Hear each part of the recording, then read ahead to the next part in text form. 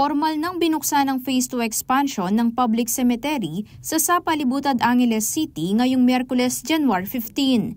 Ito ay upang makapagbigay ng mas maayos at abot-kayang pagpapalibing sa mga Angelenyo.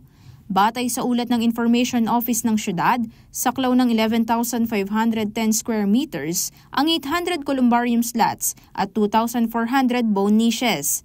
Plano rin ng LGU na magdagdag ng 3,360 bone niches sa hinaharap. Ayon kay Mayor Carmelo Pogi Lazatin Jr., ang proyekto ay bahagi ng patuloy na pagsisikap ng pamahalang lungsod na tiyakin ang disenteng pagpapalibing, lalo na noong pandemya nang magsimula ang libreng kabaong at discount sa columbarium.